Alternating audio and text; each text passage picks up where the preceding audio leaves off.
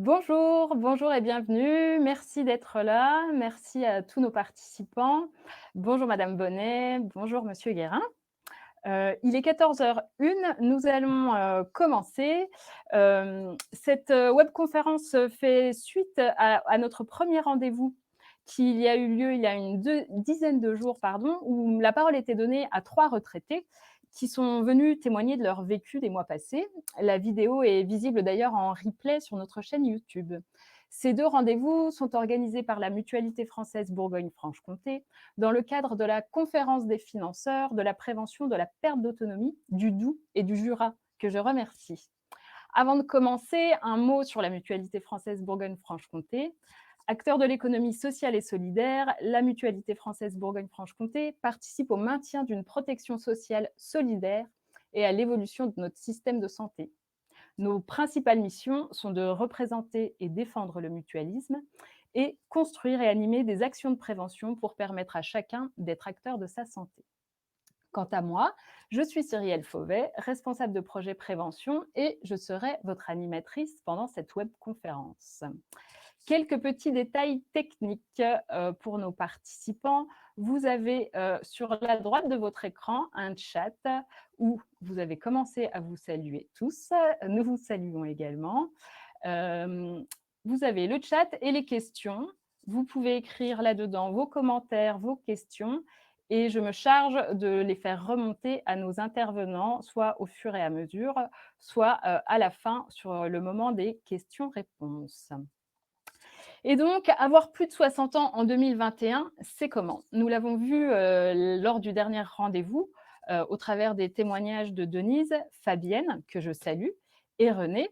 Avoir plus de 60 ans aujourd'hui recouvre des réalités bien différentes de par les ressources internes propres à chaque individu, mais aussi de par son environnement de vie sociale, familiale, etc. Aujourd'hui, pour éclairer ce sujet, j'ai le plaisir d'accueillir de nouveau Magali Bonnet. Bonjour Madame Bonnet. Vous êtes bonjour. Bonjour. Vous êtes maître de conférence à l'Université de Franche-Comté et psychologue. Vous travaillez sur des thématiques liées au vieillissement, notamment sur la question des liens d'attachement. À vos côtés, Serge Guérin. Merci Monsieur Guérin d'être là. Bonjour. Vous êtes sociologue, expert des questions relatives au vieillissement et aux enjeux de la seniorisation de la société. Merci vraiment à tous les deux et je vous propose que nous commencions. Un petit chiffre en rappel, d'après l'INSEE, en janvier 2020, la population des plus de 65 ans représente environ 20% de la population française. Ce pourcentage est amené à croître dans les années à venir. Nous pouvons difficilement imaginer que ces 12 millions de personnes aient les mêmes besoins et les mêmes attentes. De fait, pour avoir une vision globale, ma première question va s'adresser à tous les deux. Aujourd'hui, en France, qui sont ceux que nous appelons les seniors, les vieux, les aînés, ceux qui nous regardent en fait aujourd'hui et qui nous écoutent? Madame Bonnet, vous voulez commencer? Il faut que j'ai le réflexe d'activer Voilà. le micro. Donc déjà, bonjour à toutes et à tous et un grand merci à la Mutualité française et à vous, à Madame Fauvet, d'avoir organisé et d'avoir orchestré cette rencontre. Et je suis très honorée d'avoir la possibilité d'échanger avec Serge Guérin dans des regards, j'imagine, très complémentaires sur ces questions. Alors, en psychologie, finalement, on va plutôt s'intéresser au vieillissement qu'à la vieillesse, en réalité. C'est-à-dire qu'on va envisager les choses du point de vue du parcours de vie, d'une évolution psychique, donc plutôt du point de vue d'un processus qui est le vieillissement qu'un état, qui serait la vieillesse. Donc, c'est vrai que la question des critères d'âge, de la catégorie sociale, est plutôt chez nous en arrière-plan. Ceci dit, et je crois que là, Serge Guérin sera d'accord avec moi, nous avons un point de convergence important dans nos deux disciplines, c'est de considérer que derrière cette partie de la population, comme vous l'avez dit, qu'on appelle personnes âgées, seniors, troisième âge, quatrième âge, bref, d'ailleurs on ne sait plus trop comment les appeler, eh bien il existe une multitude de situations, une multitude de vécus.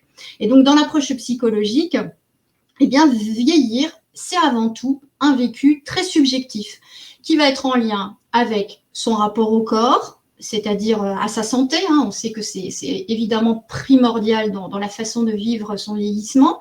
Son image, alors quand je parle de l'image, c'est l'image du miroir. Alors le miroir, c'est le miroir du matin quand on se lève, mais c'est aussi le regard des autres qui est porté sur nous. Et puis, c'est également son rapport aux autres, à son histoire et à sa capacité de s'adapter. Et je crois que ça, c'est essentiel. C'est-à-dire que nous, on va différencier les personnes qui potentiellement peuvent souffrir des différentes étapes du vieillissement et puis celles qui vont pouvoir s'ajuster, s'adapter. Parce que, alors que dans le discours un petit peu populaire, on dit qu'on vieillit à coup de vieux. Le coup, il faut l'accuser, et il faut le dépasser, le digérer, comme nous on dit dans notre jargon, l'élaborer. Donc, ce qui explique que comme c'est un vécu subjectif, eh bien, on peut tout à fait avoir 90 ans et ne jamais se sentir vieux.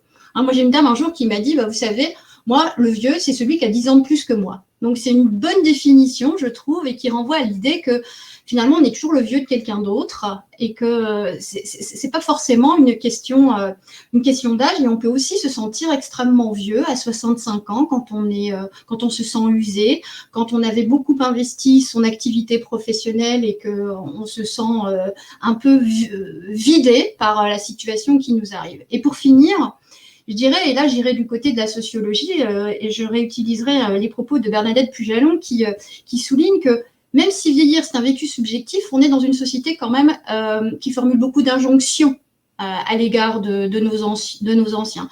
C'est-à-dire une société où, qui valorise la jeunesse, la rentabilité, l'activité. Donc quand vous aspirez un petit peu à l'oisiveté, au repos, très vite, ça peut devenir culpabilisant. On vous reproche de vous laisser aller. Mais en même temps, on vous dit « Ah mais oui, mais il faut accepter son âge. Il ne faut pas tricher. Parce que vieillir, ce n'est pas une maladie. » Donc, il y a des injonctions paradoxales comme ça qui font que c'est finalement pas simple de s'y retrouver aujourd'hui quand on a plus de 60 ans. Donc, je dirais que le vieux, c'est avant tout celui qui se sent vieux, mais en prenant en compte, évidemment, vous voyez, des enjeux sociétaux. Merci Madame Bonnet. Monsieur Guérin, vous voulez bien compléter ? Avec grand plaisir, et Magali Bonnet a raison, on est tout à fait en complémentarité, avec à la fois quelque chose qui va ensemble, et puis évidemment après les questions sociales et autres, mais je dirais justement pour faire juste le lien, on est vieux quand on se sent vieux, ou quand les autres vous traitent de vieux, ou vous sentent vieux. Pour ça d'ailleurs que j'ai pris d'ailleurs le terme vieux, j'avais écrit un livre dans le temps qui s'appelait « Vive les vieux », point d'exclamation. Et du coup, il y avait des personnes qui m'ont écrit en disant « Ah, enfin quelqu'un qui dit vieux », et puis d'autres qui quasiment voulaient me faire un procès parce qu'ils trouvaient que ça ne se faisait pas d'utiliser le terme. Et on voit bien toute la difficulté qu'on a avec les termes. D'ailleurs, quand on parle des seniors, où le mot est plus euphémisé, on pourrait dire d'une certaine manière, et finalement, selon l'endroit où je suis, par exemple, dans l'entreprise, on est senior dès 45 ans. Donc, entre 45 ans et on pourrait dire 110 ans, ça fait quand même une sacrée période de vie, et ça fait à peu près 23 millions de personnes. C'est-à-dire que là, il y a plein de gens, et finalement, qui peuvent se retrouver traités de seniors, c'est-à-dire de vieux, avec un mot plus chic, mais finalement, c'est un petit peu la même chose. Il y a la carte senior à la SNCF. D'ailleurs, avant, la carte senior s'appelait la carte vermeille. Puis à un moment, ils se sont dit, ça fait quand même vraiment ringard, on va prendre le terme senior. Est-ce que senior, c'est moins ringard? Je laisse à chacun voilà. Mais c'est vrai que du coup, ne serait-ce que par tranche d'âge un petit peu, on peut déjà chercher quelque chose. Les 45, 65 seraient ce que j'avais appelé les quinquados, les quinquas-ados, les gens qui, autour de la cinquantaine, pour certains, sont déjà un peu mis de côté et un peu en pré-retraite, et pour d'autres, c'est le moment de reconstruire sa vie. La silver génération et les 65-80 qui commencent à être souvent, donc généralement ultra majoritairement à la retraite, mais c'est pas parce qu'on est à la retraite qu'on est en retrait. Ce sont des gens, par exemple, qui sont hyper présents dans la vie sociale. Ce sont les bataillons du bénévolat, par exemple. On l'a bien vu avec les épisodes Covid. C'est quand il n'y a plus les retraités, c'est compliqué les restos du cœur. C'est compliqué telle association de boulistes, de sport, de tout ce qu'on voudra, parce que ces personnes-là sont là. Et puis après, ce qu'on dit les aînés, c'est souvent le terme qui est le plus accepté d'une certaine manière, voilà, qui sont les plus âgés. Mais donc, il y a un peu ces bornes d'âge, mais qui finalement, bien sûr, ne veulent strictement rien dire. Parce que à 65 ans, on peut être hyper différent. Et là, il y a la question psychologique, puis il y a une question sociale. Par exemple, selon mes origines sociales, je peux, par exemple, entre les 5% les plus riches et les 5% les plus pauvres, en France, pour les hommes, l'espérance de vie, l'écart d'espérance de vie, il est de 13 ans. C'est énorme. C'est 20% de sa vie, en plus ou en moins. Donc, on voit que, par exemple, la question sociale est très présente. La question du genre aussi. Une femme a une espérance de vie plus importante qu'un homme. Pour autant, elle peut avoir un parcours de vie qui l'a plus fatigué ou plus sollicité qu'un homme. Voilà, il y a ça. Il y a la question géographique. Là, on est Bourgogne-Franche-Comté. Il y a entre vivre au centre-ville de Dijon ou vivre dans telle ou telle petite ville de ce magnifique département du Jura, on peut vivre dans des conditions très, très différentes. Est-ce que j'ai un accès facile aux équipements de santé? Est-ce que j'ai un accès facile au transport ou pas? Ça change beaucoup de choses. Est-ce que j'ai tout simplement un accès facile pour suivre cette conférence en visio? Il y a des zones blanches. Alors dans le Jura, il y a de la neige, il y a tout ça. Mais c'est pas ça la zone blanche. C'est d'un seul coup où il n'y a pas d'accès. C'est amusant d'ailleurs. Parce que c'est souvent les endroits où il n'y a pas d'accès, on dit, ah, ce sont aussi les déserts médicaux. On dit, ah, ben, on va mettre de la télémédecine. Bah oui, mais s'il n'y a aucun accès, c'est super la télémédecine. Mais si j'arrive pas à me connecter, ça va pas servir à grand chose. Vous voyez, donc, ça peut être aussi, simplement, le mode de vie familial, les styles de vie.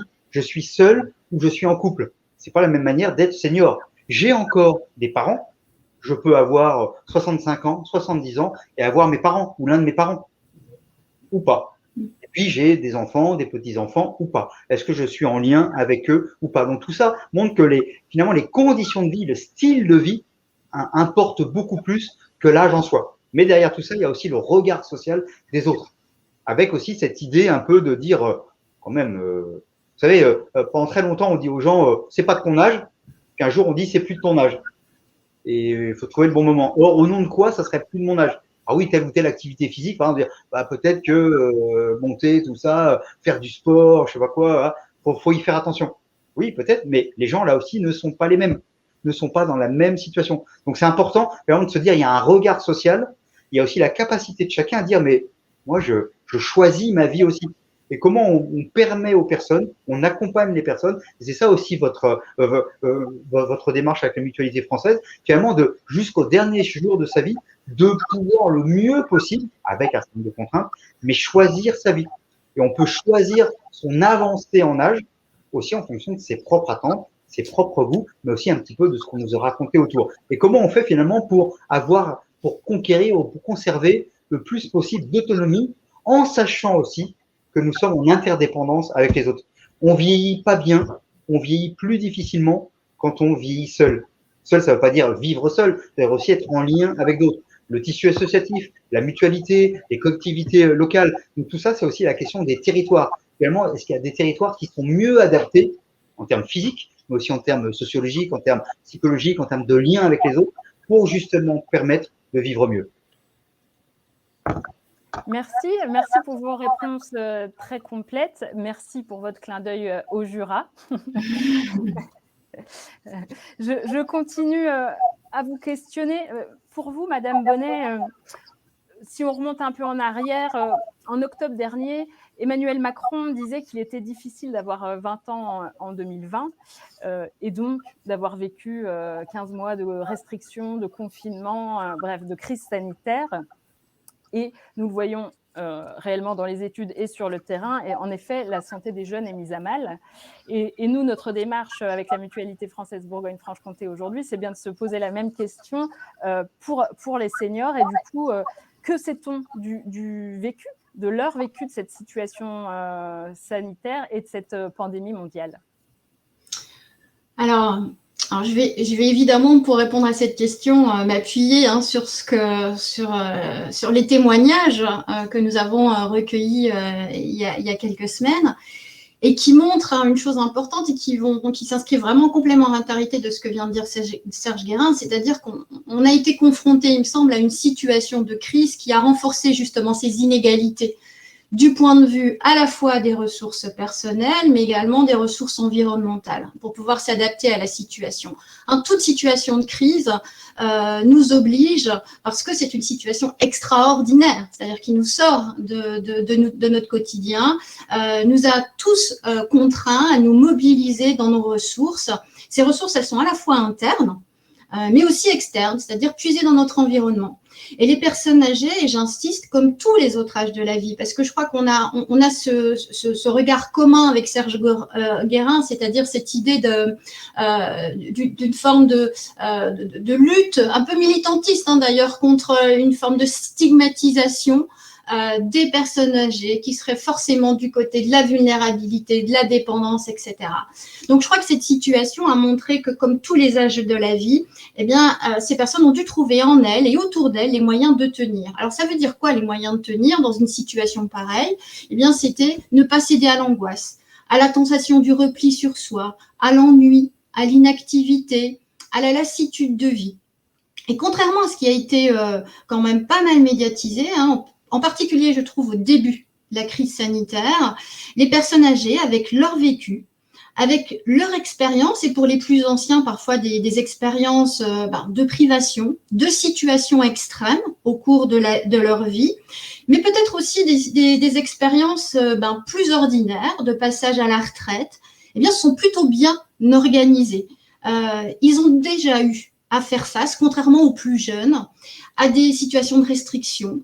Par exemple, si on reprend la retraite, qui sans doute concerne la majorité des personnes qui nous écoutent aujourd'hui, ils ont déjà dû s'aménager un quotidien avec des repères. On a des gens qui sont à la retraite et qui continuent à se lever à la même heure le matin, qui s'imposent des rituels. Le tel jour, c'est le jour des courses. Alors souvent, nous, ça nous fait rire.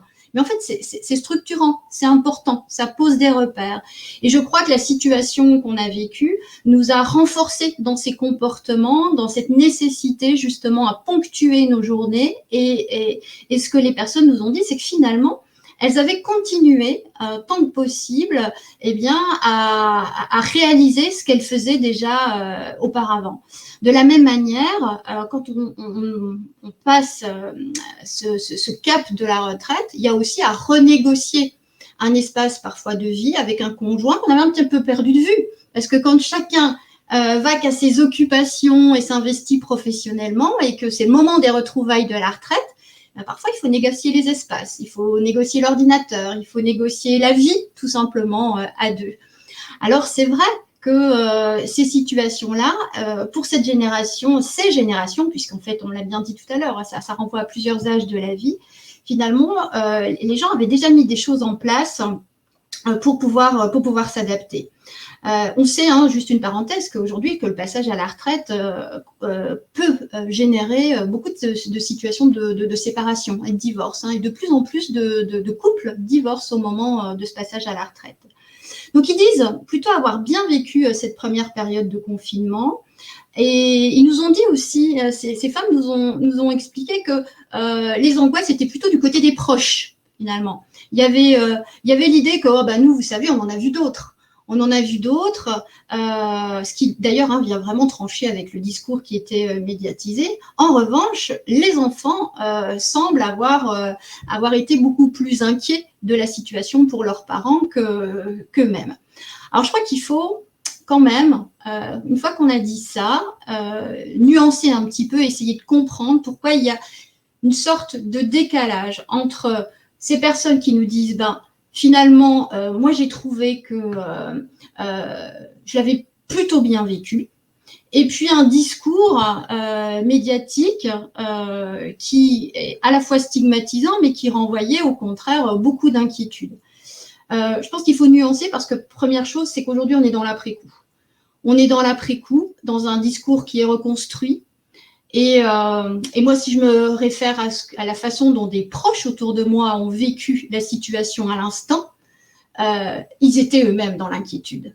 Mais ça montre aussi notre capacité à cheminer, à digérer, à élaborer et à mettre au travail des situations qui sont initialement un peu insensées. Et puis, je crois que il faut pas mettre non plus sous le tapis le fait que cette vieillesse en situation de vulnérabilité, parce que c'est un terme qu'on entend énormément aujourd'hui, elle existe. Elle existe, et comme le disait Serge Guérin, il existe de vraies inégalités dans la façon de vivre sa vieillesse, et qui plus est dans la façon de vivre ce type de crise. Et c'est vrai que quand on souffre d'une maladie chronique, invalidante, avec un certain degré de dépendance, ne pas pouvoir assurer le suivi de sa prise en soin, c'est quelque chose qui a pu être, par exemple, extrêmement angoissant. Hein. De la même manière, on ne vit pas tout à fait le confinement de la même façon quand on est seul chez soi, en milieu rural, une femme très âgée, que quand on est en couple, à proximité de ses enfants, de toutes les commodités, quand on vit parfois en EHPAD, isolé, voire enfermé dans la chambre, hein, puisque ça faisait partie des consignes. Voilà. Et puis, je crois qu'il y a, alors je ne sais pas, je me trompe peut-être, mais moi j'ai une troisième interprétation aussi sur ce qui fait cette médiatisation autour de la vulnérabilité. Je crois qu'on a tous été très marqués par 2003. On en garde un peu les séquelles quand même de cette canicule de 2003. Hein, on est là dans une approche un peu plus sociologique, mais j'ai l'impression qu'il y a une forme d'immense culpabilité collective autour du nombre de décès, de ces images qu'on a pu voir aussi, hein, qui ont été médiatisées à l'époque. Je ne sais pas si vous vous en souvenez, mais ces gymnases où on voyait ces personnes et ces corps qui attendaient des proches, avec un discours extrêmement culpabilisant. Alors, ça a eu l'avantage de donner une visibilité à une tranche de la population qu'on voyait peu, mais je crois qu'on garde un peu des séquelles de tout ça, ce qui explique aujourd'hui que dans le discours, effectivement, on ne reflète pas forcément la réalité de la façon dont les gens ont vécu cette situation. Peut-être pour finir sur cette question, je crois que le vécu de cette situation pour ces personnes de plus de 60 ans a été vraiment tributaire du degré de rupture que ça a pu générer dans leurs habitudes et dans leurs liens. C'est-à-dire rupture de ce que ça a pu introduire dans le quotidien.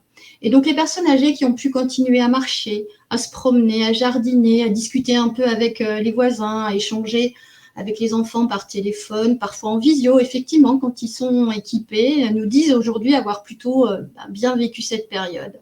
Et puis, ils se sont sentis aussi portés, je crois, par cet élan de solidarité, de générosité qui s'est ensuite essoufflé. Et ça, ils nous l'ont dit aussi.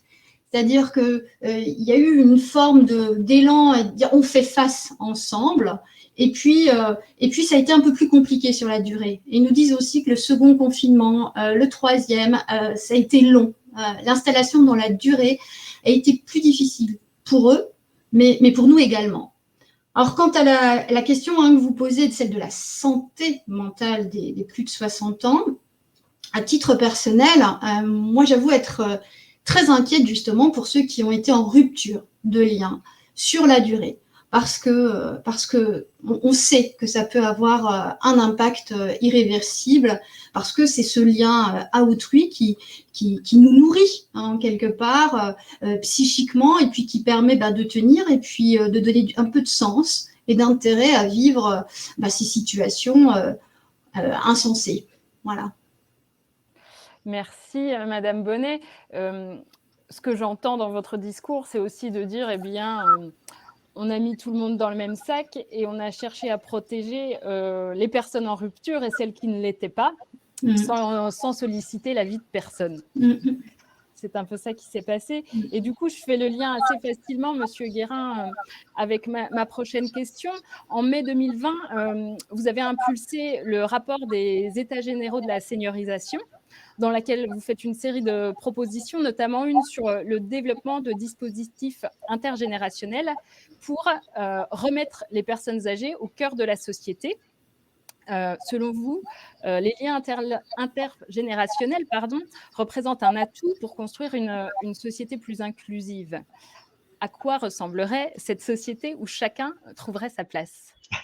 Vaste question, mais c'est vrai, vous avez raison. On a, avec le docteur de Normandie et et une collègue de Magali Bonnet, Véronique Suissa, on était parti sur l'idée, dans cette période-là, où tout le monde a d'abord focalisé sur les plus âgés. D'ailleurs, pendant un an, on a fait que associer plus âgés, victimes, fragiles, ainsi de suite. Et c'est toujours faire pour, d'une certaine manière, à la place. Alors, avec les meilleures intentions du monde, mais en même temps, sans jamais demander l'avis aux premiers concernés. Donc nous, ces états généraux de la seniorisation, c'est aussi de se dire, seniorisation, ça veut dire que ça concerne tout le monde dans la société. Les jeunes sont concernés en termes d'emploi, en termes familial et autres, voilà. Et puis les plus âgés. En disant, mais ces personnes dites âgées sont simplement des adultes à qui il faudrait quand même de temps en temps demander l'avis.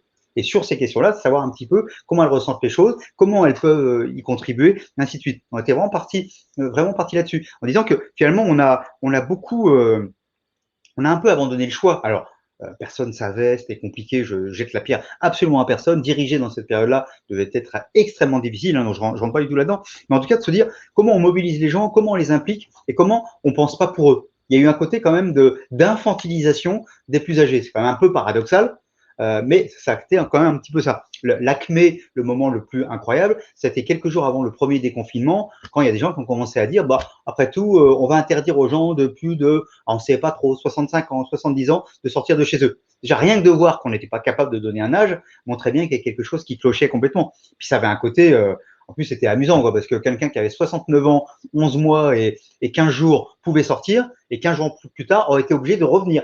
Voir un policier qui serait allé le chercher dans la rue, de dire ah non, vous n'avez pas le droit d'être dehors, vous devez être dedans. Enfin, on arrivait à des choses qui étaient quand même complètement ridicules. Enfin, ce que j'avais dit d'ailleurs à l'époque, je dis mais imaginons qu'on dise ça non pas sur l'âge, mais par exemple sur la couleur de peau. On appellerait ça comment? Enfin, voilà, il y avait quand même quelque chose d'assez particulier. Et donc dans tout ça, ce qui est apparu, parce que du coup on a demandé à un certain nombre de personnes, il y a eu une grande convention citoyenne autour de tout ça, il y a eu plus de 8000 personnes qui ont répondu. Et la question de l'intergénération est revenue très fortement. Alors, il y avait d'autres questions, hein, par exemple la question de la mobilisation de l'éthique, justement, la question de la mobilisation des médecines complémentaires, qui est revenue aussi, mais cette question d'intergénération, qui moi n'était pas une surprise. On avait fait un bouquin avec un collègue philosophe, La guerre de génération aura-t-elle lieu, où justement on posait la question, parce qu'il y a comme ça une petite musique qui est revenue d'ailleurs beaucoup ces derniers temps, comme quoi le Covid aurait créé une sorte de guerre de génération, parce que finalement on a sacrifié les jeunes, l'avenir des jeunes, pour sauver des vieux. On a interdit à des jeunes d'aller boire de la bière pour sauver des vieux, si je résume les choses, et quand même, c'est pas bien et tout ça, voilà. Et peut-être à vous aussi, on vous a interdit d'aller boire de la bière, voilà. Mais c'était atroce et je vois bien dans le Jura, on a vraiment besoin de boire de la bière. Enfin, voilà. Il y avait un côté comme ça, très centré sur ces questions-là, alors que finalement, ce qu'il y a, et la demande des gens, c'est-à-dire, mais en fin de compte, il y a quelque chose qui est naturel, qui est fort, qui est puissant dans nos vies, c'est cette question d'intergénération. D'abord, c'est tout bête, c'est que très généralement, les parents, par exemple, sont plus âgés que les enfants. C'est un vieux truc qui s'est fait depuis assez longtemps et ça fonctionne assez bien comme ça. Du coup, on est habitué quand même depuis que l'on est né, d'une certaine manière, d'être avec et de devoir la vie à des gens plus âgés que nous. Et ça continue comme ça. Et d'ailleurs, ce moment du Covid a été intéressant de ce point de vue-là, parce que généralement, ce sont les grands-parents qui appelaient les petits-enfants pour savoir comment ça allait. Et là, ça a été aussi les petits-enfants qui ont appelé les grands-parents pour savoir comment ça allait. Il y a eu presque un peu d'inversion, mais chacun était soucieux de l'autre. C'est ça aussi qui est joli. Alors, ça, c'est vraiment dans le cercle familial, mais qui est quand même le cercle premier, fondateur. Et on n'est plus du tout dans le famille je vous hais aujourd'hui. On est dans famille j'ai besoin de vous. Et dans les solidarités, y compris les solidarités économiques, ça revient énormément. Donc il y a eu ça qui est ressorti. Mais ça a été aussi des écoles primaires, des maternelles qui ont fait des dessins pour les envoyer, par exemple, dans les maisons de retraite médicalisées, en disant, bah voilà, on pense à vous d'une certaine manière. Voilà. Donc il y a eu plein de choses comme ça, de ce que j'appelle des solidarités minuscules, des toutes petites choses.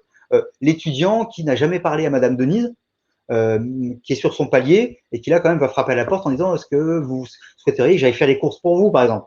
Puis Madame Denise qui a plutôt envie de sortir ou pas et qui remercie et ainsi de suite. Puis Madame Denise 3 jours plus tard qui frappe à la porte de l'étudiant en disant alors, on se voit pas, on fait attention, on avait tellement peur du Covid, en disant je vous ai laissé devant votre porte je sais pas moi un potage, un gâteau au chocolat, que sais-je encore. Et donc, personne s'en va, du coup, il n'y a pas de risque de quoi que ce soit, puisqu'on ne savait pas, il n'y avait pas les masques, ainsi de suite. Mais du coup, l'étudiant ouvre et a donc un potage, un gâteau au chocolat ou que sais-je encore. Ces petites choses comme ça, il y en a eu des milliers et des milliers. On parle toujours de cette société française qui est très égoïste, mais c'est faux. Il y a ça existe.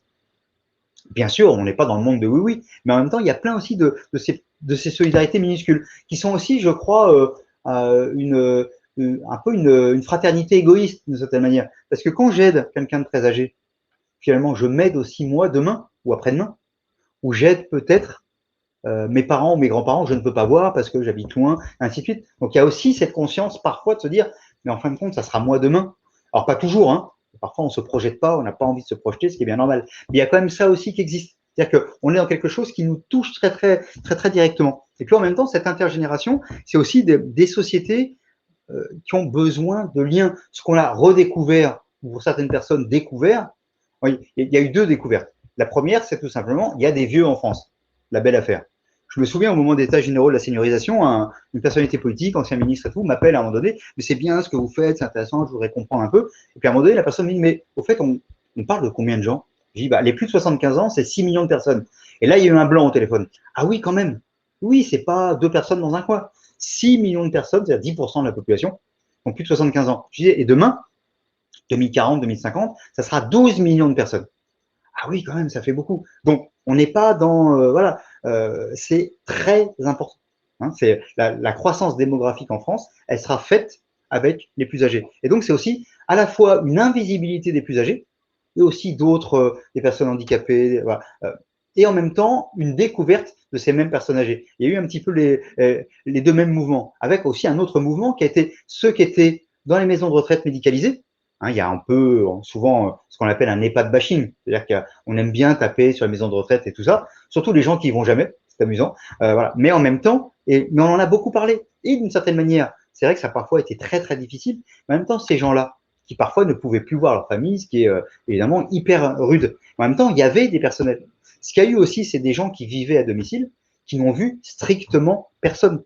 Donc là aussi, il y a eu ça. Et en même temps, c'est aussi de l'intergénération. France Alzheimer, par exemple. Eh bien, il y a des jeunes étudiants qui sont allés voir les associations, les antennes de France Alzheimer partout en France, hein, il y en a une par département, et qui sont allés aider aussi un certain nombre de bénévoles de France Alzheimer pour mieux utiliser les outils numériques, par exemple, et pour ensuite prendre contact avec des familles isolées qui se retrouvent, par exemple, là, avec un proche qui est touché par ces évolutions neurologiques, et ainsi de suite, et qui se retrouvent à la maison avec moins de contacts, avec plus de gens qui viennent les stimuler, parce que des associations type Ciel Bleu, qui faisaient l'activité physique adaptée, par exemple, auprès de ces personnes-là, ne pouvaient plus le faire. Donc tout ça a fait qu'il y a eu l'isolement de l'isolement des gens déjà isolés. Et donc on a assisté à ça. Et on l'a bien vu en même temps, ce besoin absolument majeur, absolument central. Je regarde en même temps pour pas me faire engueuler si je dépasse pas trop mon temps. Ce besoin de lien. Nous sommes des êtres sociaux. Du premier jour de notre vie au dernier jour de notre vie, on a plaisir, on a besoin d'être avec les autres. Mais j'ai bien dit plaisir.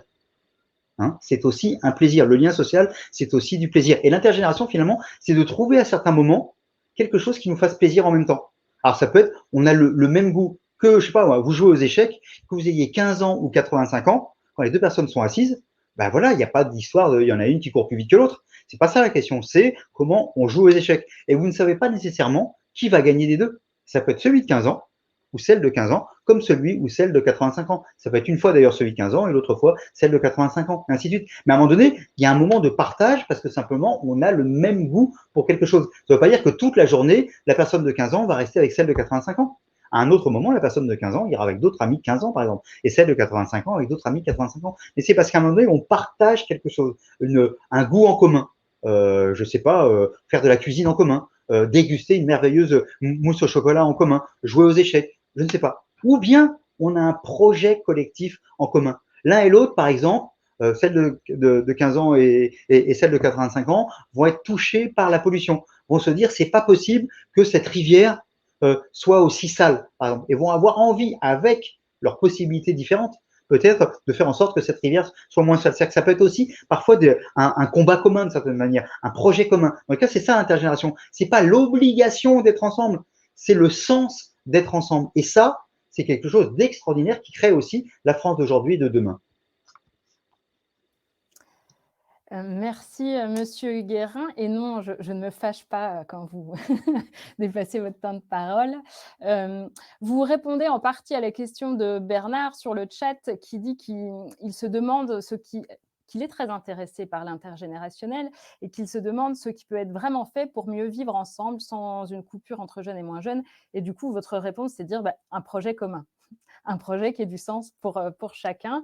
Et je reviens un tout petit peu en arrière pour prendre en compte le commentaire de Véronique, qui travaille avec des personnes âgées, et elle dit s'être rendue compte que très souvent, ces gens-là étaient infantilisés par leurs propres enfants. Et c'est un peu le chat qui se mord la queue dans le jeu des relations. Mais Madame Bonnet le disait, je pense que tout le monde a eu peur pour tout le monde et a oublié de demander l'avis de tout le monde. Madame Bonnet, justement, c'est vraiment sur les liens, notamment familiaux, mais pas uniquement. Je l'ai dit en préambule, vous avez beaucoup travaillé sur cette question des liens d'attachement et du vieillissement. De fait, pouvez-vous nous préciser ce que sont ces liens d'attachement et pensez-vous qu'une société plus inclusive puisse favoriser la qualité de ces liens?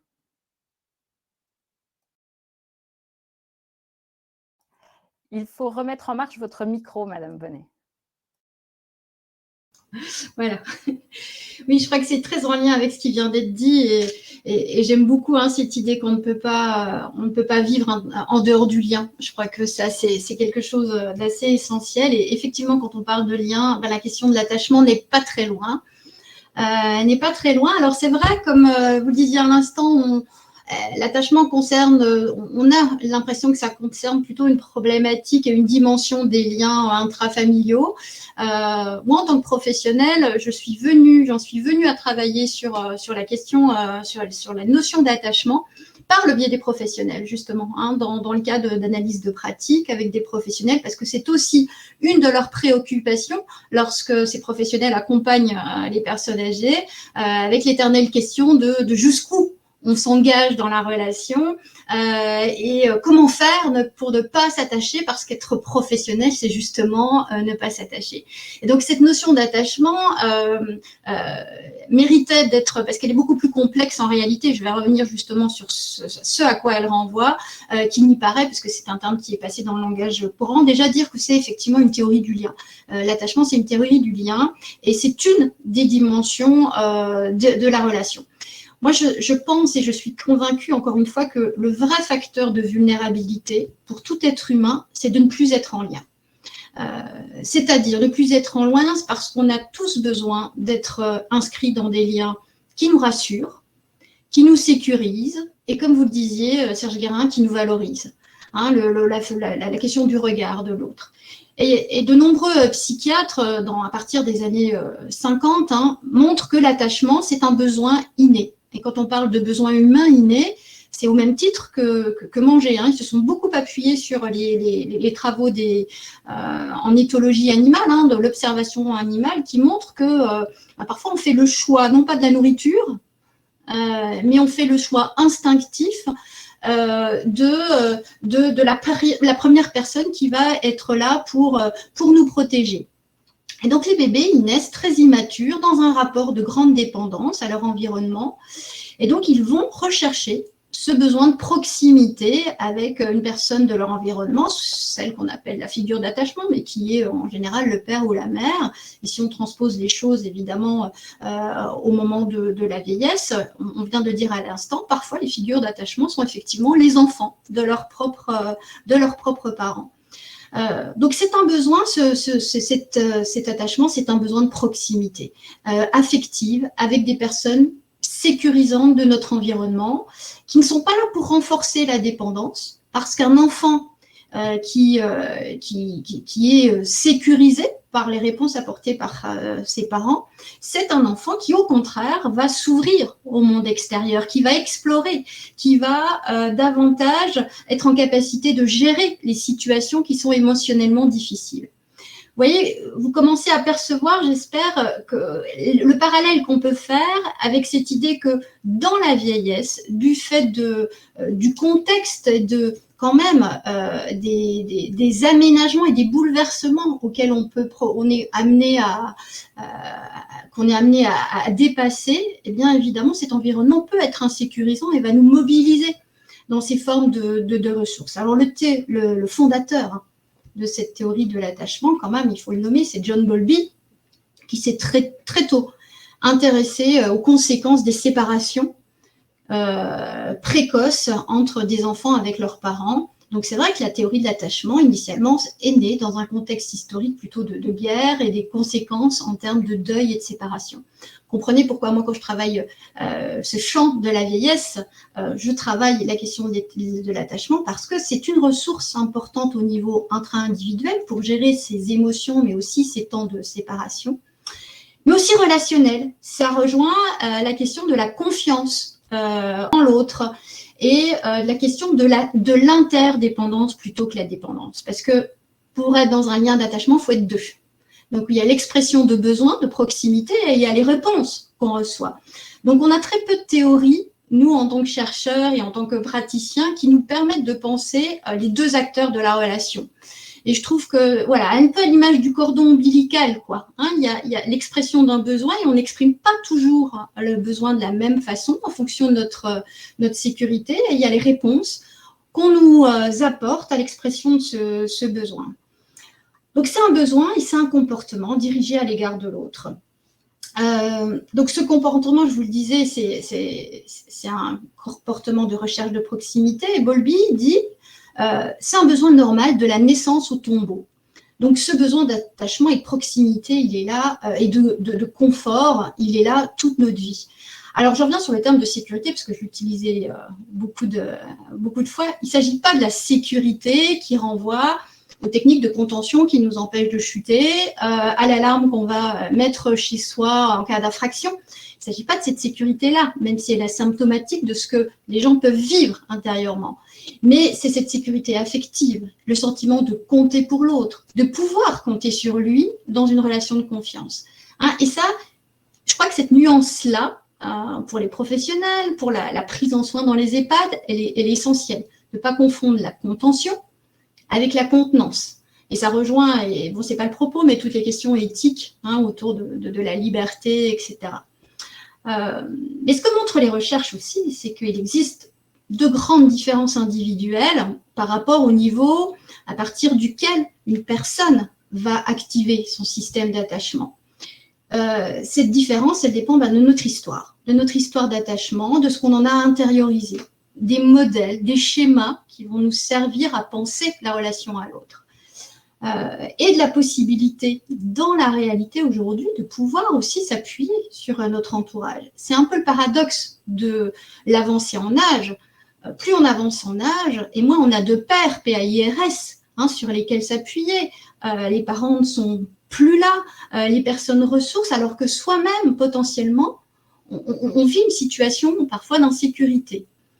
Donc, le système d'attachement est vraiment sollicité quand un sujet se sent en détresse, qu'il a peur.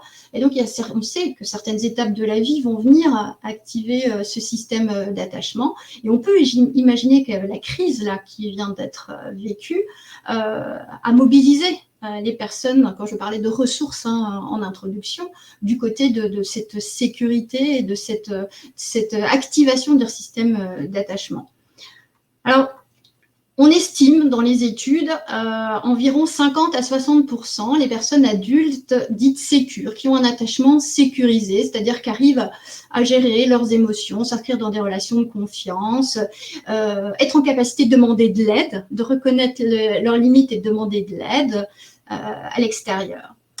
Et à l'inverse, certaines personnes qui ont un style d'attachement insécure, alors pas de panique, c'est pas du tout pathologique, pour ceux qui chercheraient à s'identifier à ce que je vais dire, il y a des personnes qui vont tendance à plutôt vouloir mettre à distance les émotions, ce qu'ils ressentent, ne pas demander d'aide.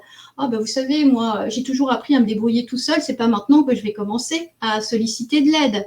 Parce qu'on a appris dans notre histoire relationnelle à désactiver en fait cette demande. C'est ce qu'on appelle un attachement de style détaché. Soit au contraire, on peut se sentir envahi, débordé par ses émotions et par les angoisses. On n'arrive pas à les traiter. Alors on va demander de l'aide, mais malgré l'aide reçue, on n'est pas apaisé. La personne ne va pas être apaisée, on va être systématiquement insatisfait. Ça renvoie à un autre style d'attachement. Donc vous voyez qu'en fonction des profils, on a des comportements d'expression et des demandes qui vont s'exprimer différemment. Et alors, il y a peu d'études chez l'attachement chez les sujets de plus de 65 ans, puisque la barrière des études, souvent, c'est 65 ans.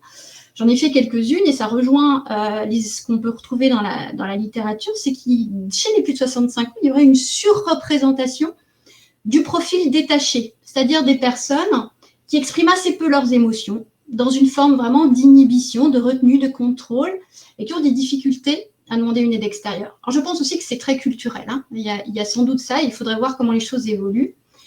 Mais pour autant, ça ne signifie pas qu'ils refusent la relation. Et quand ces personnes, vous les évaluez du côté de l'anxiété, on s'aperçoit qu'ils sont anxieux. Donc, ce qui pourrait apparaître comme une forme de sagesse, de mise à distance, mais en fait traduit une forme d'insécurité. Vous voyez, donc c'est un petit peu ce qui se passe chez l'enfant quand l'enfant se construit un style d'attachement détaché. C'est un enfant qui a compris que pour attirer l'attention de son parent, parce qu'il n'est pas disponible psychiquement, eh bien, il ne faut pas qu'il se plaigne. Il faut qu'il soit sage, qu'il soit tranquille. Et c'est la meilleure façon d'avoir cette proximité avec son parent. Donc vraiment, je crois que ça, il faut vraiment entendre l'attachement et ce type d'attachement qui, encore une fois, semble très présent chez cette tranche de population comme une stratégie un petit peu défensive, adaptative, au sens de garder le contrôle. Et je pense qu'il y a vraiment des liens à faire, par exemple, avec la notion de déprise que Serge Guérin doit connaître, que Vincent Karadec avait développé par ailleurs, qui est une forme de réorganisation. Quand on avance avec l'âge, on est obligé de réorganiser ses activités, de renoncer à certaines, d'en choisir d'autres pour s'adapter. Et donc, je pense que ça participe à peut-être ce même mouvement. Alors, pour revenir à la question initiale, c'est-à-dire comment on peut penser l'inclusion, ça veut dire quoi penser l'inclusion par l'attachement? Déjà, ça signifie que c'est une façon de comprendre les besoins de sécurité des personnes âgées. Ça, je crois qu'il faut l'entendre, sans que ce soit un signe de vulnérabilité. C'est un besoin, c'est tout à fait légitime. À une période de la vie, on est confronté quand même à une série de pertes. Et donc, l'inclusion par l'attachement, c'est reconnaître le besoin d'attachement des personnes âgées, même quand elles ne l'expriment pas en tant que telles. C'est pas toujours de la sagesse, c'est à l'inverse. Se plaindre, par exemple, de douleurs physiques, c'est aussi parfois manifester une autre souffrance, un besoin de réassurance. Voilà. C'est aussi peut-être, dans cette idée de l'inclusion, ne pas réduire l'accompagnement des personnes âgées à des logiques sécuritaires. Du côté de la contention. J'insiste lourdement là-dessus parce que je crois qu'on entend souvent les personnes âgées entrent en EHPAD parce qu'elles n'étaient plus en sécurité chez elles. Voilà. Mais bien être du côté de la contenance. Et puis, pour finir, je citerai cette phrase de Karadec qui disait, je vais la reprendre là, je vais la lire, c'est croire en l'idée que les personnes âgées cherchent aussi longtemps que possible à faire face aux contraintes croissantes auxquelles elles sont confrontées afin de conserver des activités qui font sens pour elles, de préserver le sentiment de leur propre valeur et de maintenir des espaces de familiarité avec le monde. Voilà ce que je pourrais dire sur cette question de l'attachement et de l'inclusion. Merci Madame Bonnet. On oublie peut-être trop souvent que du coup, la personne âgée, le senior, est un adulte dans son continuum d'adultes et que les besoins, envies, aspirations qu'il avait avant se transforment, évoluent, mais sont toujours là. Et si je reprends un peu le chat, Corinne nous rappelle, à juste titre, et je leur remercie, que le lien social, c'est un des 3 piliers de la santé, et c'est bien de ça dont il s'agit, et c'est aussi le cœur de notre métier ici à la Mutualité française Bourgogne-Franche-Comté, c'est-à-dire la santé, ça n'est pas l'absence de maladie, mais elle s'appuie sur 3 piliers que sont la santé physique, la santé mentale et le lien social. La boucle est bouclée. Et pour rebondir sur le commentaire de Bernard, Bernard reprécisait le lien hors famille est également très important car les familles ne sont pas toujours présentes. Il m'a semblé comprendre, Madame Bonnet, dans votre intervention, que la figure d'attachement était prioritairement un membre de la famille, mais pas uniquement, suivant le parcours de vie qu'on aura eu. Bien sûr. Ça peut être le conjoint, par exemple. Le conjoint ou un ami proche, on peut C'est ça. imaginer. Je vous remercie. Du coup, une question pour tous les 2. Cette, société, inclusive et j'irais jusqu'à dire bienveillante que vous appelez de vos vœux, renvoie également à cette idée de la société du care, qui a d'autant plus été mise en lumière, ces derniers mois avec la crise. Pouvez-vous nous préciser ce que nous entendons par société du care et quels en sont les avantages? Monsieur Guérin? Oui, alors c'est vrai que sur le premier confinement, je me souviens d'ailleurs, beaucoup de journalistes m'avaient appelé, ah, on revient au care.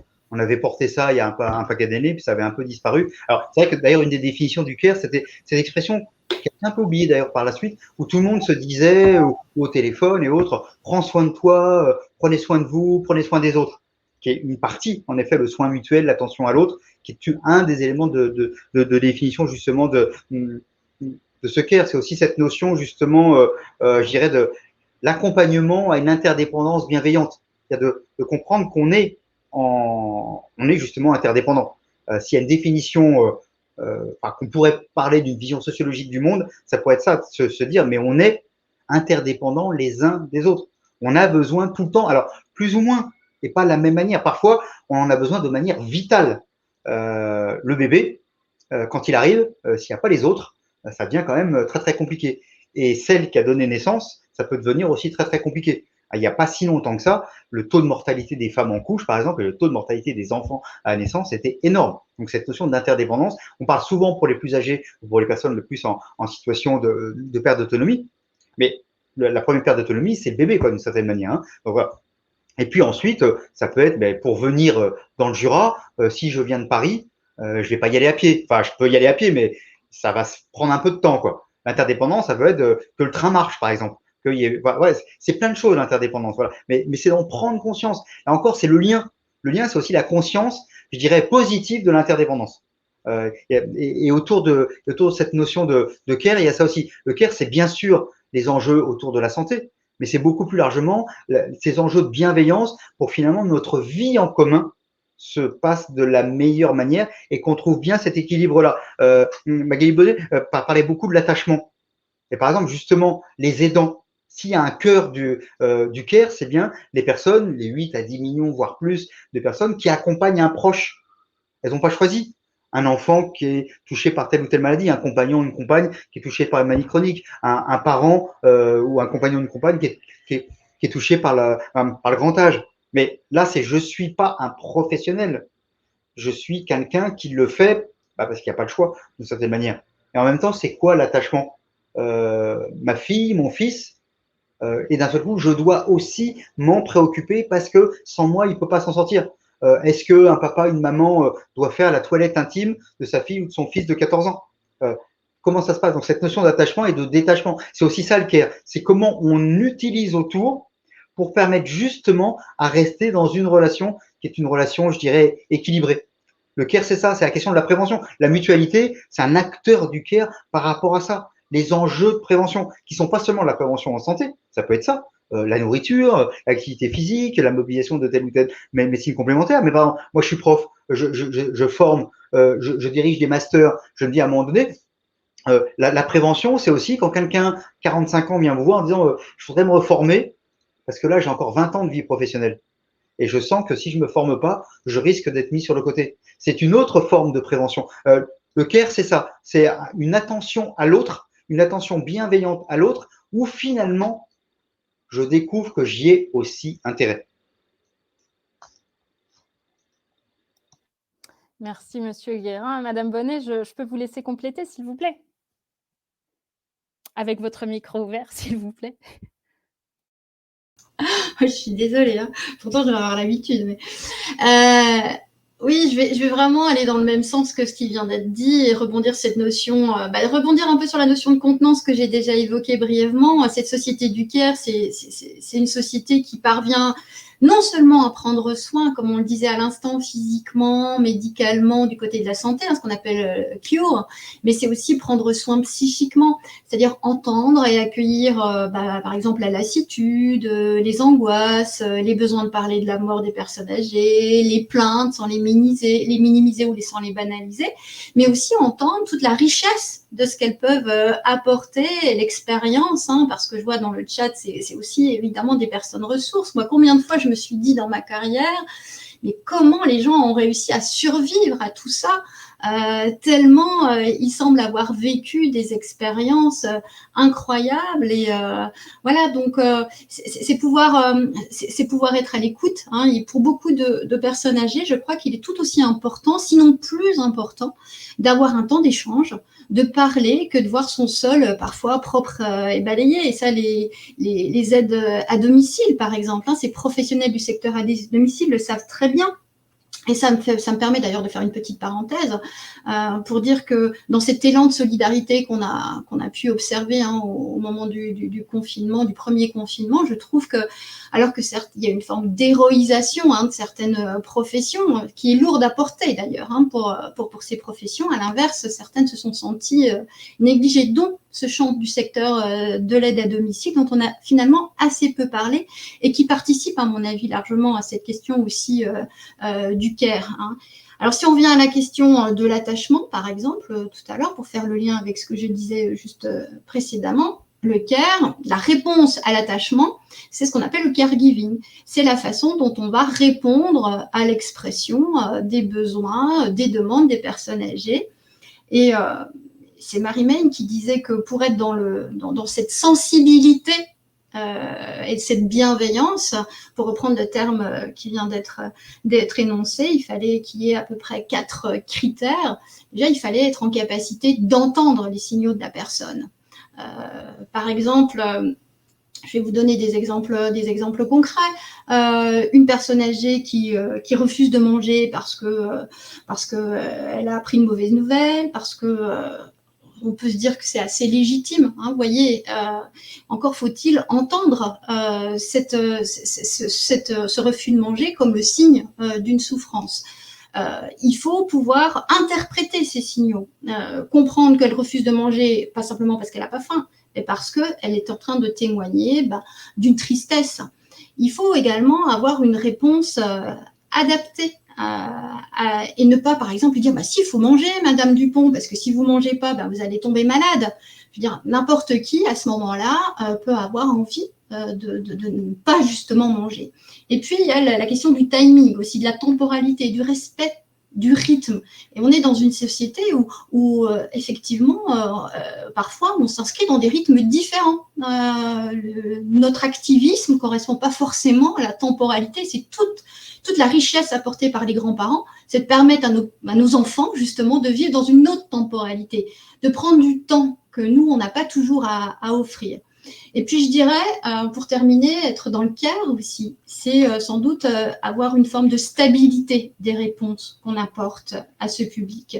Alors qu'aujourd'hui, l'organisation du travail, je pense au secteur de l'aide à domicile, mais pas que, on est à la fois dans une pluralité d'intervenants et puis dans des formes de roulement, hein, où la question de la stabilité du lien et de la relation est vraiment mise à mal.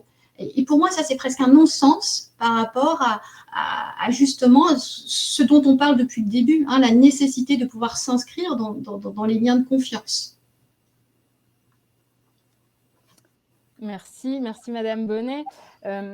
Alors effectivement, on entend comme une forme de revendication, et je les reconnais bien là, de Noël et Fabienne qui disent mais attention, les seniors ne sont pas que des adultes à prendre en charge et à accompagner, mais qui peuvent être des adultes qui s'occupent aussi des autres. Et c'est là qu'on refait le lien avec l'intergénérationnel d'avant. Oui, si on a tous des projets en commun qui ont du sens pour tout le monde, alors ça fonctionnera. Et au sujet du lien international, Catherine nous donne un conseil lecture et vidéo, le film et le livre Harold et Maude, que je ne connais pas, Catherine, et que je vais donc m'empresser d'aller regarder. Merci pour votre réponse. On voit bien quand même l'impact de la crise sur cette société du care, sur ces métiers en tension dans les maisons de retraite médicalisées, dans les EHPAD, mais au domicile des personnes également. Et on peut imaginer la difficulté d'apporter des réponses dans une certaine stabilité à une époque où la peur et les émotions avaient pris le dessus. Et vous le disiez, tout ça a été aussi très porté médiatiquement. Merci à vous 2 pour cette réponse, complète. Serge Guérin, ma prochaine question est pour vous. Pensez-vous, que c'est à l'État de créer cette société du Caire et si oui, comment? Sacrée question. J'avais écrit dans le temps un bouquin de l'État-providence à l'État accompagnant. Dans cette idée que finalement, moi je crois que, surtout en France, on attend un peu tout de là-haut.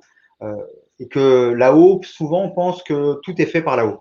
Or, la réalité, c'est aussi la question de l'interdépendance, c'est aussi la question des liens. C'est que finalement, il y a à la fois un vivre en commun, enfin, on peut l'espérer, il n'est pas toujours si évident que ça. On est plutôt dans une tentation aujourd'hui où chacun un petit peu se recroqueville et parfois veut ou voudrait ou est résumé par un élément de son identité. Mais en même temps, ce qui se passe, c'est qu'il y a plein de micro-sociétés. Il y a plein d'endroits, on parlait des territoires, il y a plein d'endroits où les gens se retrouvent pour faire une action. Et là, justement, souvent, ça peut être totalement intergénérationnel. Je prenais l'exemple de jeunes et de moins jeunes qui vont se dire, bah tiens, quand même, cette rivière, c'est pas bien qu'elle soit aussi sale, il faut agir, cette pauvreté, on doit aider, ces gens qui sont en situation de handicap, il faut filer un coup de main, organisons du covoiturage, que sais-je encore. Et donc, mais c'est souvent, la société bouge tout en bas. Parce qu'elle bouge finalement là où elle peut agir.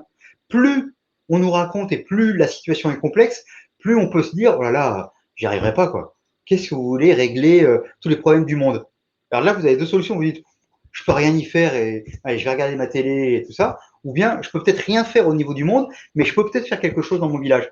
Je peux peut-être faire quelque chose avec les gens de mon quartier, voilà, et ainsi de suite. Et c'est là où ça se passe. Et donc, oui, l'État a bien sûr une responsabilité.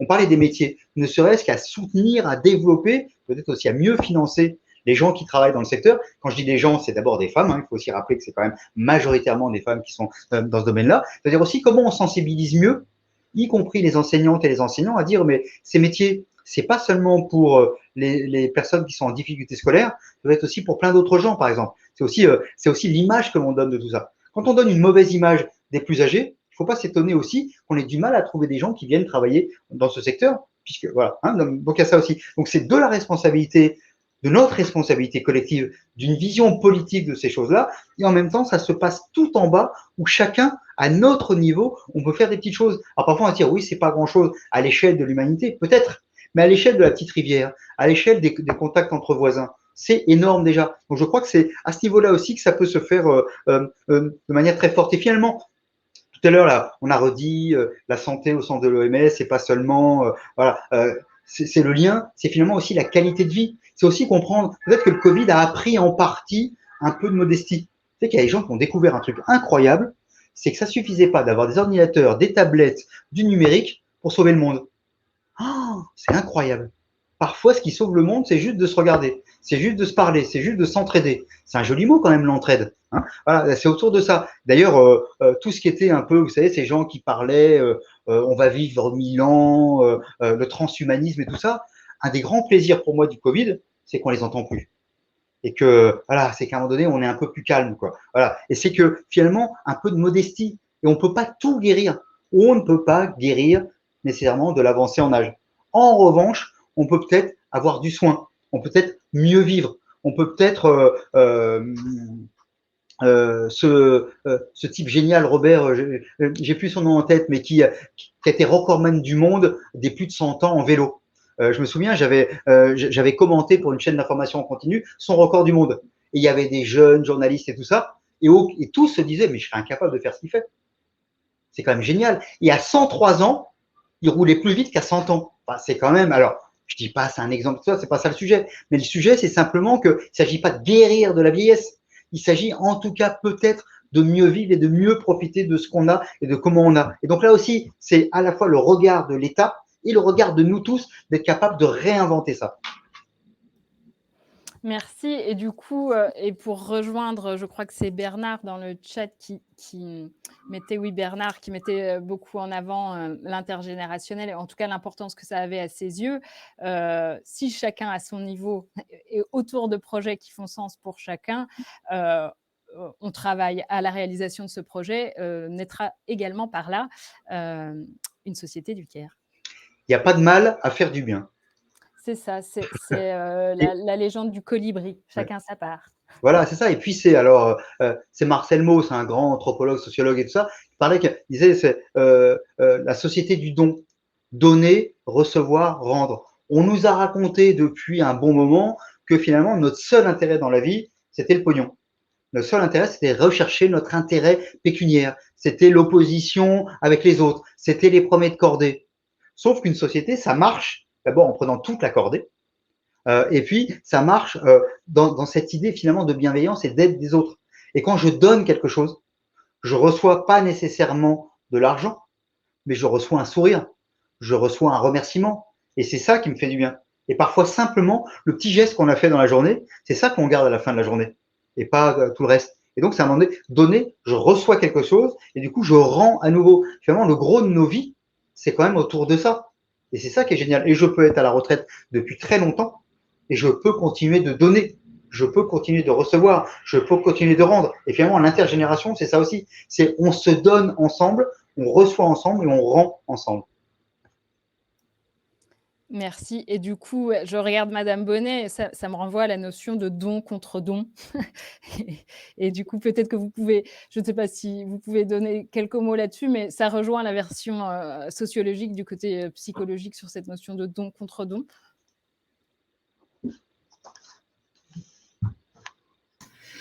Oui, oui, cette théorie maussienne, j'ai d'ailleurs beaucoup utilisé au début de ma carrière parce que je trouvais que ça reflétait aussi cette nécessité pour être dans justement dans des échanges et des relations inclusives parce que cette théorie du don, recevoir et rendre, c'est une façon aussi de rompre avec cette relation, cette asymétrie de la relation. Et je trouve que c'est extrêmement important. Et on sent bien ça, cette générosité chez les personnes âgées quand vous allez rendre visite à quelqu'un, ou même nous en tant que chercheurs quand on va aller faire un entretien, la façon dont on est accueilli, la façon d'être accueilli avec le petit gâteau, etc. C'est une forme de contre-don, cette forme de générosité-là. Alors, parfois les étudiants me disent, mais est-ce qu'on a le droit d'accepter, Madame Bonnet? Est-ce qu'on a le droit parce que vous savez quand même, on est chercheur, puis alors en plus chercheur en psychologie, vous savez tout ce qu'on entend sur la neutralité de la relation, etc. Sauf que ça fait partie du lien. Et c'est justement une façon pour cette personne de se resituer dans l'échange et de ne plus être dans cette asymétrie. Alors, je voudrais pas, parce que je vois des commentaires, parce que j'ai parlé d'attachement, on parle de besoin, etc., mais réinsister sur le fait que je ne porte pas un regard sur le public âgé qui serait un regard sur un public qui serait, lui, dans le besoin et en attente des autres. Parce qu'effectivement, c'est un public, comme je le disais, qui est plein de ressources, avec des expériences de vie à partager. Et puis, pour compléter ce qui a été dit, parce que je l'y ai pensé dans l'après-coup, je crois que la société du care, c'est aussi une société qui est en capacité de se décentrer de cette vision très adulto-centrée qu'on peut avoir, nous, des besoins des autres et des besoins de ces personnes âgées. C'est elles qui savent, c'est pas nous qui savons pour elles. Et je pense quand même qu'on peut pas faire l'impasse de dire que si on en est là, c'est sans doute quand même que cette vieillesse, elle suscite aussi des inquiétudes chez nous, du rejet, ce qu'on a parfois appelé l'agisme. Ce qu'on continue à appeler, c'est parce qu'elle vient nous interpeller, je crois. Elle vient nous interpeller. Voilà ce que je pouvais dire, mais j'ai élargi sur la question du don contre don, pardon. Ouais, je vous en prie, je vous en prie.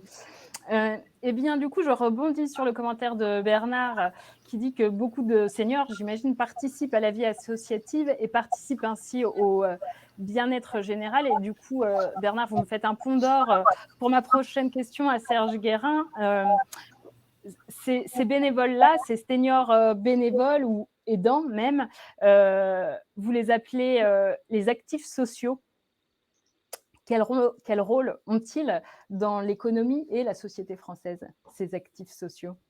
Oui, vraiment, Bernard a parfaitement raison. Au bout d'un moment, moi, j'en pouvais plus. Quand j'ai commencé à m'intéresser au sujet, j'ai découvert le terme inactif. Et j'ai bien compris qu'inactif, ça veut dire tu sers à rien. Et je trouve que le terme, donc les retraités, globalement, sont des inactifs. Alors moi, il se trouve que, j'ai aussi fait beaucoup d'enquêtes et moi, c'était l'inverse. Je faisais presque les enquêtes pour avoir des gâteaux à la fin. Et voilà. Et justement, c'est voir l'implication de ces personnes C'est-à-dire que finalement, on a été aussi, on est dans une société qui limite souvent la valeur, l'utilité de la personne à son utilité économique directe, à son utilité productive. Ah oui, tu as fait tant de pièces de machine, ou tu as signé tant de papiers, ou tu as, j'en sais rien. D'abord, on ne s'intéresse pas nécessairement à c'est quoi l'utilité sociale de ce métier. Il y a des gens qui sont hyper actifs, qui font plein de choses, mais est-ce que ce sont des choses utiles pour les autres? On peut parfois se poser la question. Bon, je donnerai aucun nom d'entreprise, mais voilà, j'ai comme ça un proche qui dit, ah, mais qui était dans une boîte qui polluait beaucoup. Je dis, mais tu sais, je préférerais que tu travailles moins. Hein. Voilà, je trouve qu'il y a des actifs, je préférerais qu'ils soient moins actifs, quoi.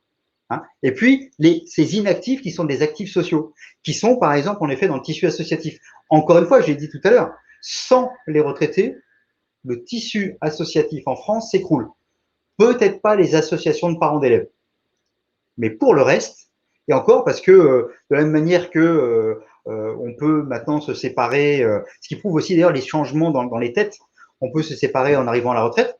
Souvent des femmes d'ailleurs qui maintenant elles ont une retraite, alors moindre que celle des hommes, entre autres pour les inégalités salariales, mais aussi parce que souvent elles ont arrêté de travailler, ainsi de suite. Mais n'empêche qu'une de mes libertés, c'est je peux choisir parce que justement j'ai un revenu. Mais bon, je ferme cette parenthèse. En tout cas, ces femmes et ces hommes à la retraite, par exemple, qui sont engagés à fond très fortement dans le tissu associatif. Alors ça peut être de toute forme de tissu associatif. C'est les joueurs de boules comme des gens qui vont s'engager à Médecins du Monde. C'est pas ça. Voilà. Mais en tout cas, toutes ces personnes-là, c'est des heures et des heures. Et ça fait tenir en grande partie le pays. L'État a reculé dans son action sociale.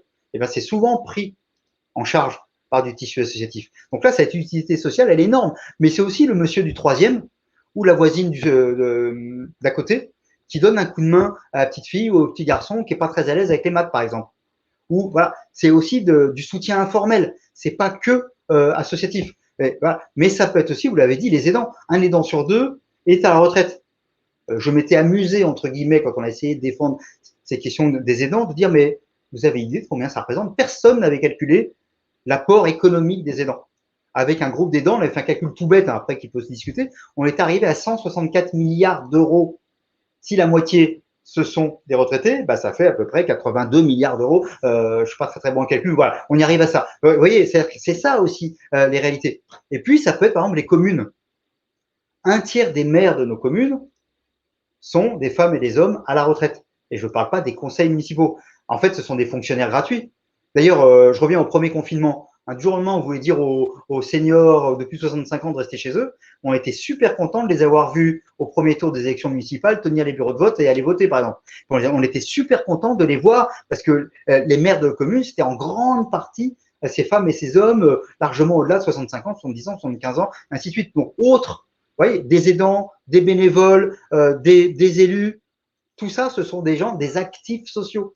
Et sans ces personnes-là, mais c'est aussi bête que ça, le pays s'écroule. Donc en effet, il faut, ça permet, c'est au-delà de valoriser, c'est aussi de comprendre que finalement notre utilité, elle se résume pas à notre production et encore moins à notre productivité. C'est quoi la productivité d'une infirmière? C'est quoi la productivité d'une auxiliaire de vie? Ah, je vais faire la toilette plus vite? C'est ça la productivité? Non, la productivité, c'est aussi la productivité du cœur, c'est-à-dire la non-productivité. Je passe du temps avec quelqu'un. Je passe du temps. Je perds du temps avec quelqu'un. Oh, tu as perdu du temps de discuter avec la vieille dame ou avec l'enfant. Mais j'ai pas perdu du temps. J'ai pris du temps et j'ai gagné du temps parce que j'ai appris aussi moi-même en discutant, en échangeant, ainsi. J'ai été là avec quelqu'un. Je me souviens d'une leçon que nous avait donnée Xavier Emmanueli, qui racontait une histoire comme ça. Alors, c'était période hyper rude, guerre du Vietnam et tout ça, je sais plus trop. Voilà. Et à un moment donné, ils étaient là pour essayer de sauver les gens qui avaient été, voilà. Et à un moment donné, l'un de ses collègues reste avec une petite fille qui était en train de mourir. Il l'a accompagnée jusqu'à la dernière seconde. Et Xavier lui dit, mais tu perds du temps, elle va mourir. Et oui, mais peut-être que cette petite fille, elle est morte, mais peut-être pour la première fois, la seule fois de sa vie, il y a quelqu'un qui l'a écoutée, qui s'est occupé d'elle, et donc elle a dû mourir de manière beaucoup moins dramatique, quoi. Et je perds du temps à faire ça? Je perds mon temps à faire ça? Non. C'est-à-dire que l'utilité sociale, l'utilité symbolique, c'est aussi celle de la transmission. Il y a aussi des gens, moi je milite depuis des années pour qu'il y ait une sorte de service civique des seniors qui viennent dans les écoles et qu'on puisse les écouter à transmettre. pas seulement à transmettre les gens qui sont plus là, l'héroïsme, les gens qui ont été dans les camps, tout ça, pas ça, mais simplement quelqu'un qui raconte que quand il était enfant, les toilettes étaient au fond du jardin. Quand il était enfant, il n'y avait pas de téléphone. Quand il était enfant, il n'y avait pas la version je sais pas quoi du iPhone. Et que donc des enfants en face puissent se dire ah ouais, peut-être que je peux aussi peut-être un peu relativiser ce que je vis, quoi. C'est ça aussi l'utilité. Voilà. Et autour de tout ça, il y a vraiment quelque chose, je crois, à inventer. Voilà. Et que en effet, les retraités sont pas en retrait de la vie, mais participent à la société. Et puis en effet, ils participent aussi différemment. C'est que tout simplement, ce sont aussi des consommateurs. Ce sont aussi des gens qui contribuent au développement économique. Quand un couple de retraités s'installe dans une petite ville, parce qu'ils décident par exemple de s'installer là, ils contribuent aussi à faire vivre le boulanger, ils contribuent aussi à faire vivre le quartier, ils contribuent aussi à faire vivre la région. C'est ça aussi, ils contribuent aussi à l'économie. Donc il y a une utilité symbolique très forte, il y a une utilité sociale très forte et il y a aussi de fait une utilité économique. Merci beaucoup pour votre réponse, Monsieur Guérin. Magali Bonnet, et je vais baser ma question sur le commentaire de Dominique, puisque Dominique nous dit qu'elle fait partie de cette association et qu'elle est élue dans 5 d'entre elles, et que justement, le virus a fait beaucoup de dégâts, perte de liens, perte de sens, et elle met en avant la solitude. Ma question est la suivante. Prendre soin des autres implique un investissement psychique, physique et social. Et du coup, pour prendre soin des autres, faut-il prendre soin de soi? Comment? Ouais. La vraie question, c'est comment du coup, hein, parce que j'imagine que c'est un peu facile de répondre. La réponse est paraît évidente. Évidemment qu'il faut prendre soin de soi pour prendre soin des autres. Alors déjà, peut-être redire encore une fois qu'aujourd'hui, les solidarités familiales sont vivaces, parce que là aussi, hein, je pense que on peut avoir entendre un discours extrêmement culpabilisant et entendre dans une forme d'idéalisation dire qu'autrefois les gens vivaient, mais ça n'avait rien d'un havre de paix, hein, de vivre à plusieurs générations sous le même toit, et qu'aujourd'hui, sans ces solidarités et sans alors ces aidants, j'imagine, sont sans doute le public qui nous écoute, hein, pour une grande partie aujourd'hui. Alors, prendre soin de soi et comment je crois qu'on se heurte à un obstacle de taille. Premier obstacle, c'est cette difficulté déjà pour les proches à se reconnaître comme aidants. C'est-à-dire qu'il y a une difficulté à conscientiser qu'ils sont aidants et que ça ne relève pas, comme on a pu souvent nous le dire, puisqu'on parlait d'aidants naturels, de quelque chose de naturel, de quelque chose d'instinctif. Nous, on croit assez peu à l'instinct maternel, de la même manière qu'on croit assez peu, justement, à cette aidance naturelle. Donc, la difficulté pour les proches à se reconnaître comme aidant, je crois que ça, c'est un premier obstacle. Donc, dire à une personne, prends soin de toi, prends du temps pour toi, alors que lui est convaincu qu'en tant que conjoint, fille ou fils de, eh bien, c'est normal. Ça relève de ses obligations, de voir que son rôle d'aidant et son rôle de fils, de fille ou de conjoint se confondent. Alors, il n'y a plus rien qui est là pour arrêter cet investissement qu'on connaît bien, hein, dans une forme de spirale, jusqu'au bout, jusqu'au sacrifice, dont on ne peut pas dire à l'avance de quand est-ce que je dirais stop. Parce que dans l'idéal, prendre soin de soi, ce serait être en capacité de dire, eh ben, là, stop, il faut que passer le relais. Hein, les proches aidants, je crois, ont besoin d'être accompagnés avant même de proposer des dispositifs de répit dans ce travail de dissociation, moi, qui me paraît essentiel entre leur rôle de proche et celui d'aidant, justement. Le poids du sentiment d'obligation, hein, qu'on associe vraiment à l'aide, on a l'impression que plus on aide, plus c'est une démonstration de l'amour et de l'affection qu'on a pour l'autre. Il y a une forme de confusion, en fait, entre les deux. Alors, je vais être un peu provocatrice, mais parfois, pour aider, ben, c'est justement ne rien faire. C'est ne rien faire. Alors, ça ne veut pas dire laisser la situation, ça veut dire mobiliser des professionnels et être là pour les accompagner, parce qu'en tant qu'aidant, ben, on connaît son proche. On peut, dans une forme d'alliance, être avec les professionnels pour les conseiller, dans une forme de veille, Hein, je crois que ça, c'est extrêmement important.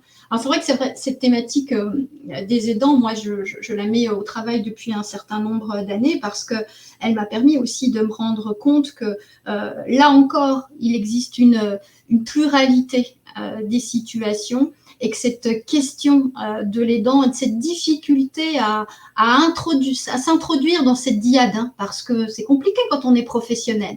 On constate la souffrance, les difficultés, et en même temps, on a des aidants qui nous disent non, mais je vais faire, moi je le connais, moi je sais faire, et donc j'ai pas besoin de vous. Mais en fait, c'est pas une relation, c'est là encore une relation d'interdépendance. Une relation d'interdépendance au sein de laquelle se jouent des enjeux familiaux, mais qui datent d'une histoire familiale.